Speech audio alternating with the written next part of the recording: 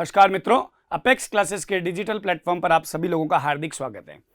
Video के इस भाग में हम लोग डिस्कस करने जा रहे हैं मूत्र निर्माण की प्रक्रिया के बारे में।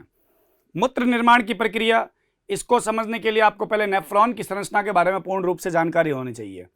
तो जिन किसी ने नेफ्रॉन की संरचना का चित्र नहीं देखा है या नेफ्रॉन की संरचना का वीडियो नहीं देखा है तो इससे ठीक पहले वाला वीडियो जरूर जाके देखें। वहाँ पे नेफ्रॉन की संरचना है, आपको पूरा आइडिया लगेगा किस तरीके से वहाँ पे होता है, क्या चीज़ रहती है, जो कि बहुत ज़रूरी भी है। बच्चों, मैं आपको बता रहा हूँ, आप लोग ध्यान लगाइएगा इस चीज़ को, ठीक है।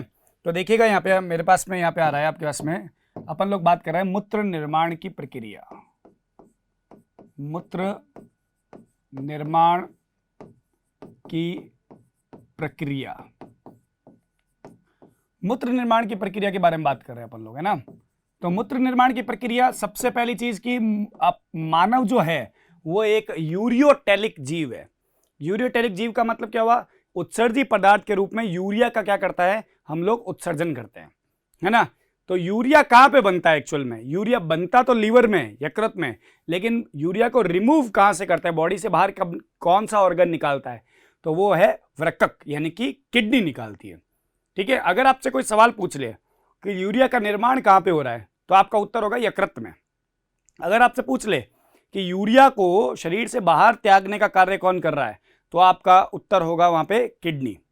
इसी प्रकार यदि आपको पूछ ले कि अमोनिया को शरीर से बाहर कौन निकालता है, तो आपका उत्तर होगा कौन? किडनी नहीं, यकृत होगा। कौन होगा? यकृत। तो अमोनिया को रिमूव करने का काम यकृत का है, ध्यान रखिएगा इस बात को बहुत ही अच्छी तरीके से, ठीक है ना। और यही अमोनिया क्या होती है बच्चों, यूरिया के अंदर कन्वर्ट हो जाती है, और ये यूरिया क्या होता है, रुधिर के माध्यम से किडनी में पहुंचता है और किडनी से फिर बाहर निकाला जाता है। क्या प्रक्रिया रहती है वो हम लोग बात करेंगे, है ना। तो मूत्र निर्माण की प्रक्रिया के अंदर सबसे पहला बिंदु हमारे पास में आ जाएगा कि जो मूत्र, जैसे अपन कह रहे हैं ना, फॉर्मेशन ऑफ यूरिन या यूरिया के बनने की प्रक्रिया, ठीक है। तो यूरिया या मूत्र के निर्माण की प्रक्रिया यूरियोपोइसिस कहलाती है। यूरियोपोइसिस कहलाती है। यूरियोपोइसिस से क्या तात्पर्य है?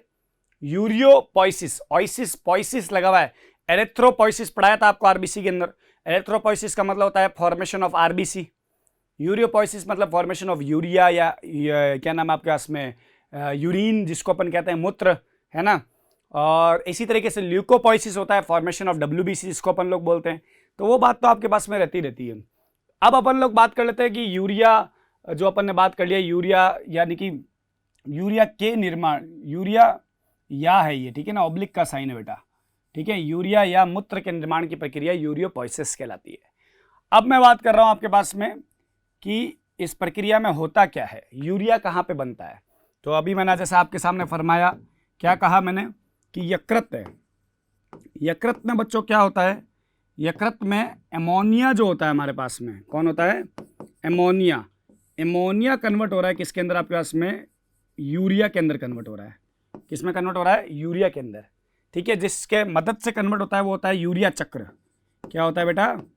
यूरिया चक्र, जिसको ऑर्निथन चक्र भी कहते हैं। जब मैंने स्टार्ट किया था उत्सर्जन तंत्र पढ़ाना, तब इसके बारे में जानकारी भी दी थी। अब ये जो यूरिया बन गया, अब इस यूरिया को कहाँ पे पहुंचाना है हमको? किडनी में पहुंचाना है। किडनी में भी कहाँ पे? नेफ्रॉन में पहुंचाना है, ठीक है ना। हम जानते हैं कि नेफ्रॉन की संरचना हमने पिछले वीडियो में पढ़ी थी। तो हमारे पास में क्या होता है? बोमन संपुट आता है, ठीक है। यहाँ पे ये अपने पास में प्रॉक्सिमल कॉन्वोल्यूटेड ट्यूब्यूल समीपस्थ कुंडलित नलिका आती है। हमको ये भी जानकारी है इसके बारे में, जो हम लोग बात करते हैं नेफ्रॉन के बारे में, कि यहाँ पे आपके पास में अभिवाही धमनिका आती है, फिर कौन सी आती है आपके पास में? अपवाही धमनिका आती है। तो दो धमनिकाएं भी रहती है बेटा इसके अंदर, वो आप ध्यान रखिएगा इस चीज़ को, ठीक है ना। तो यानी कि याद रखें, अभिवाही धमनिका जो यहाँ पे आ रही है और अपवाही धमनिका जो यहाँ से निकलती है। जानकारी के लिए बता दूं कि नेफ्रॉन की संरचना मैं मेरे पिछले वीडियो में पूरी बता चुका हूँ, वहाँ पे जाके जरूर देखिएगा। तो ये अभिवाही धमनिका है ना, अभिवाही धमनिका, जो कि वृक्क की धमनी की शाखा होती है एक, है ना। अब ये जो यूरिया है, यानी कि ये यूरिया जो आपको नजर आ रहा है यहाँ पे, ये यूरिया जो आपके पास में आ रहा है, ये यूरिया क्या होता है? सबसे पहले पश्च महाशिरा में जाता है। कहाँ जाता है? पश्च महाशिरा में। मतलब यूरिया अकेला नहीं जाएगा, यूरिया युक्त रुधिर जाएगा। ठीक है, यूरिया अकेला नहीं जाएगा, यूरिया युक्त रुधिर जाएगा। ये बात ध्यान रखिएगा। पश्च महाशिरा, पश्च महाशिरा से ये आगे जाएगा वृक्क धमनी में। किसमें जाएगा? वृक्क धमनी में। वृक्क धमनी से ये कहाँ जाएगा? अभिवाही धमनी में। क्योंकि वृक्क धमनी की एक शाखा होती है, अभिवाही धमनी का होती है। एक्चुअली धमनी नहीं होती, धमनी का। ठीक है, क्या होती है? धमनी का। तो ये वृक्क धमनी से कहाँ जाएगा? अभिवाही धमनी का में जाएगा। और अभिवाही धमनिका से ये जो रुधिर होगा जिसमें यूरिया है वो कहाँ जाएगा? यहाँ पे किस में जाएगा? केशिका गुच्छक। केशिका गुच्छक जिसको अंग्रेजी भाषा में क्या कहते हैं? ग्लोमेरुलस कहते हैं। ये इस प्रवाह को अपन लोग क्या कहते हैं कि रीनल ब्लड फ्लो, यानी वृक्क के अंदर रुधिर का प्रवाह इस प्रकार से हो रहा है। यहाँ पे ये बात समझ में आ गई ना बच्चों आपको? अब मेरी बात ध्यान से सुनिए। मैं आपको ऑलरेडी बता चुका हूँ, ये बहुत ही इंपॉर्टेंट है, कई बार कंपटीशन में पूछा हुआ भी है। ठीक है, कंपटीशन में आया हुआ है ये सवाल, ध्यान रख लीजिएगा। फिर से मैं दोहरा रहा हूँ कि जो यूरिया होता है, कौन होता है? यूरिया। उसको शरीर से बाहर कौन निकालता है? वृक्कक या नेफ्रॉन, कुछ भी लिखो। लेकिन एमोनिया को शरीर से बाहर कौन निकालता है? लीवर, यानी कि यकृत निकालता है। लेकिन अगर आपको कोई पूछ ले यूरिया का निर्माण कहाँ होता है, तो यकृत में। यूरिया को रिमूव कौन करता है? किडनी करता है। ध्यान रखिएगा इस बात को बहुत ही अच्छी तरीके से। अब मूत्र निर्माण की जो प्रक्रिया है, संपूर्ण प्रक्रिया, ये मुख्य 3 पदों में समाप्त होती है। कितने पदों में? 3 पदों में। 3 में से 1 पद के बारे में मैं आपको आज यहाँ पे इस वीडियो में पढ़ाऊंगा। शेष बचे हुए 2 पद में आपको अगले वीडियो में समझाऊंगा। देखिएगा, तो मूत्र निर्माण की क्रियाविधि के पद, मूत्र निर्माण की क्रियाविधि के मुख्य 3 पद होते हैं। कितने होते हैं? 3 पद। इसमें 1 नंबर पे मेरे पास में कौन आ रहा है? 1 नंबर पे मेरे पास में आएगा परानिसयंदन, जो हम इस वीडियो में बात भी करेंगे। परानिसयंदन, इसको अपन सामान्य भाषा में क्या कहते हैं? Ultra filtration. ठीक है, बात करेंगे। इसको नॉर्मली छानना भी बोलते हैं। ठीक है, छानना जिसको कहते हैं ना, छलनी, फिल्ट्रेट करना। 2 नंबर बात करेंगे चयनात्मक पुनः अवशोषण। चयनात्मक पुनः अवशोषण मतलब सेलेक्टिवली रीएब्जॉर्प्शन कहते हैं इसको। कौन सी भाषा में? अंग्रेजी भाषा के अंदर। 3 नंबर पे बात करते हैं अपन लोग, चयनात्मक तो हो गया। 3 नंबर पे अपन बात करेंगे किसके बारे में? जो होता है स्त्रावण। क्या होता है? स्त्रावण, जिसको अपन क्या कहते हैं? सिक्रीशन। क्या कहते हैं? सिक्रीशन। तो परानिसयंदन, चयनात्मक पुनः अवशोषण और स्त्रावण, ये 3 मुख्य पद है, जिसमें हम लोग इस वीडियो में किसके बारे में बातचीत करने वाले हैं? इस वीडियो में बातचीत करने वाले परानिसयंदन के बारे में, यानी कि फिल्ट्रेशन के बारे में। ठीक है, तो पहले इसको शुरू करने से पहले कुछ इसके बारे में कुछ जानकारी लेना बहुत आवश्यक है। तो 1 नंबर पद हमारे पास में स्टार्ट हो रहा है अल्ट्रा फिल्ट्रेशन, यानी कि परानिसयंदन। क्या आ जाएगा बेटा? परानिसयंदन। सबसे पहली बात तो ये पद संपन्न कहां होता है, मतलब ये कंप्लीट कहां होता है, ये बात आपको पता होनी चाहिए सबसे पहले, कि नहीं है ना? तो ये कंप्लीट होता है नेफ्रॉन के मेल्पीजियन काय के अंदर। मेल्पिगी काय जो होता है ना, उसके अंदर संपन्न होता है। ठीक है, नेफ्रॉन के मेल्पिगी काय में संपन्न होता है। तो पहला बिंदु कहां पे आ जाएगा बेटा? यहां पे आ जाएगा। ये पद कहां पे संपन्न हो रहा है? नेफ्रॉन के मेल्पिगी काय में संपन्न होता है। अब मेल्पिगी काय क्या होता है वो भी तो आपको पता होना चाहिए भाई। सबसे पहले परानिसयंदन हो कहाँ रहा है और करवा कौन रहा है इसको, तो करवा कौन रहा है वो भी लिख देता हूं, फिर दोनों को समझाता हूं क्या होता है। वैसे मैंने मेरे लास्ट वीडियो में बता दिया है ये चीज, लेकिन फिर भी बता देता हूं आपको। तो ये करवा कौन रहा है आपके पास में? वो है आपके पास में मेनली कौन होगा? केशिका गुच्छक, या इसको अपन बोल सकते हैं परानिस्यंदन झिल्ली। क्या बोल सकते हैं? परानिस्यंदन झिल्ली का नाम दे सकते हैं इसको। अंग्रेजी भाषा में ग्लोमेरुलस या फिल्ट्रेशन मेम्ब्रेन का नाम देते हैं। अंग्रेजी नाम भी याद रखिएगा इस चीज के, बेहद इंपॉर्टेंट है इसके अंदर। अब मैं आपको एक और बात बता देता हूं, बहुत ही अच्छे तरीके से देखिए, क्योंकि मैं आपको लास्ट वीडियो में मेरे बता चुका हूं कि मेल्पिगी काय क्या होता है। तो मेल्पिगी काय क्या होता है बच्चों? जब हम लोग नेफ्रॉन की संरचना पढ़ते हैं, किसकी संरचना? नेफ्रॉन की। सपोज दैट ये हमारे पास में क्या है? नेफ्रॉन है, ठीक है। नेफ्रॉन का बोमन संपुट जो है आपके पास में कौन है? ये है ना, जानते हो ना आप बोमन संपुट। और हमको जानकारी है कि इसके अंदर रुधिर को लेकर के कौन आती है? अभिवाही धमनिका, आफ्रेंट आर्टीरियोल, और ले जाती कौन है वापस? Efferent arteriole. और यहाँ पे क्या होता है आपके पास में? केशिका गुच्छक होता है। क्या होता है आपके पास में? केशिका गुच्छक होता है। तो इसका मतलब क्या हुआ आपके पास में? यहाँ पे इसका तात्पर्य क्या हो गया? जरा गौर से देखिए, ये केशिका गुच्छक यानी कि ग्लोमेरुलस पढ़ते हैं इसको अंग्रेजी में, और ये बोमन संपुट। तो आपको पता है, और मैंने भी लास्ट वीडियो में बताया था कि केशिका गुच्छक यानी ग्लोमेरुलस और बोमन संपुट, ये दोनों मिलकर के जिस संरचना का निर्माण करते हैं उसको बोलते हैं अपन लोग क्या? मेल्पिगी काय। क्या बोलते हैं बच्चों?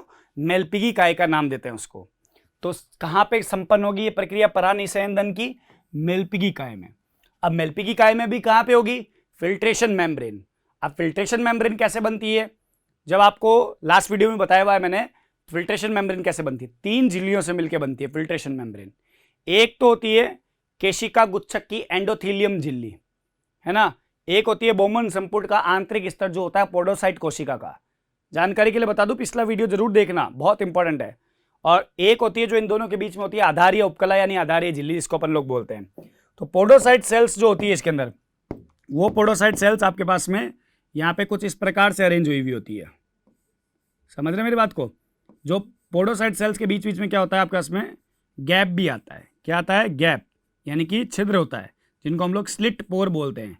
ये सब जानकारियां मैंने आप लोगों को लास्ट वीडियो में दे चुका हूं। मैं सिर्फ आपको वापस याद करवा रहा हूं ताकि आपको एक आइडिया लग जाए कि हाँ भाई ये ऐसा कुछ होता है, ठीक है। जो ये वीडियो डायरेक्ट देख रहे हैं तो उनको ये पता नहीं होगा, इसलिए मैं बार बार दोहरा रहा हूँ कि मेरा लास्ट वीडियो जरूर देखे जा करके, है ना।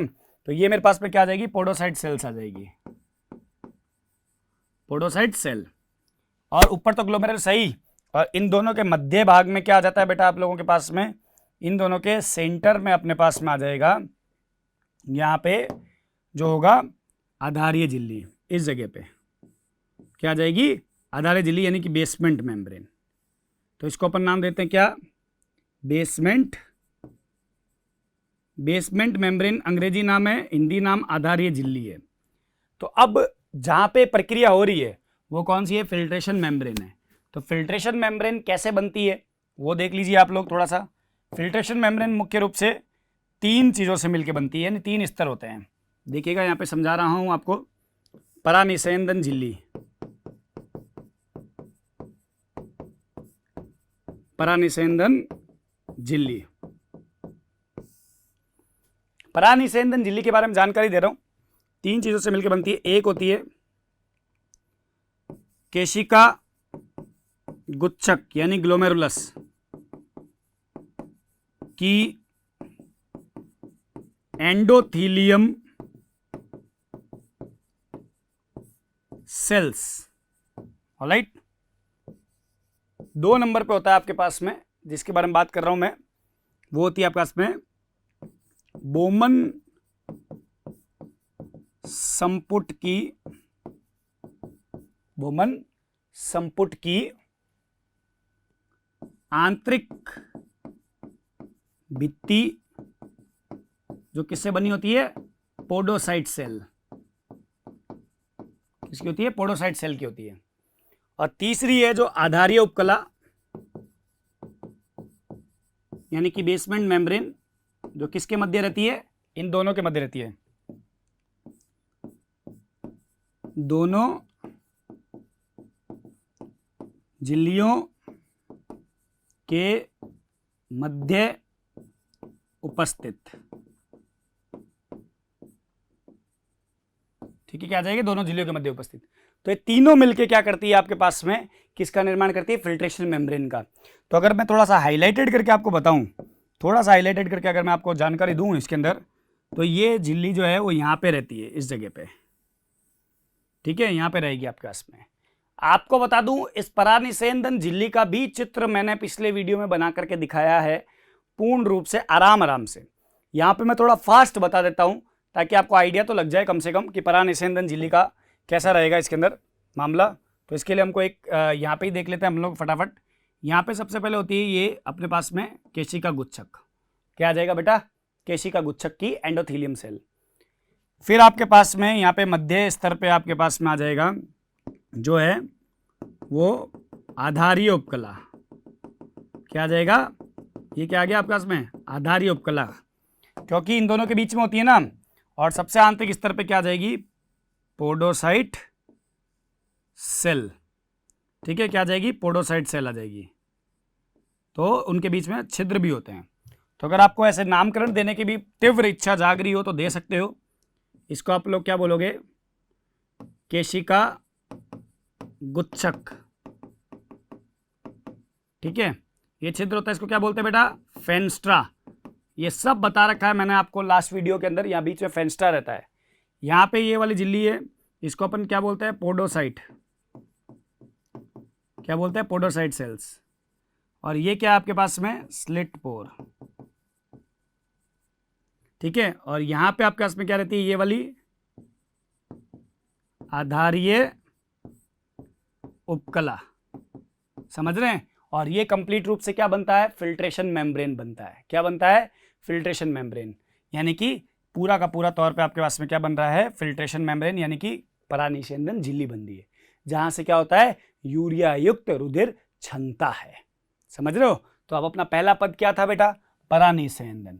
परानिसेंदन से क्या तात्पर्य, छानना, मतलब कि फिल्ट्रेट होना। और फिल्ट्रेट होने का काम कौन कर रहा है यहाँ पे, परानिसेंदन झिल्ली कर रही है, ठीक है। याद रखना इस चीज को। ये झिल्ली कहाँ पाई जाती है, मेलपीगी काय के अंदर पाई जाती है। ये झिल्ली किन तीन चीजों से मिलकर बनती है वो आपको समझा दिया है। सब्सक्राइब करें हमारा apex classes edutech YouTube channel, साथ ही बेल आइकन को क्लिक करना बिल्कुल ना भूलें ताकि आगे आने वाले सभी यूट्यूब वीडियोस की अपडेटेड नोटिफिकेशंस सबसे पहले आपको मिले। Apex classes edutech, subscribe now.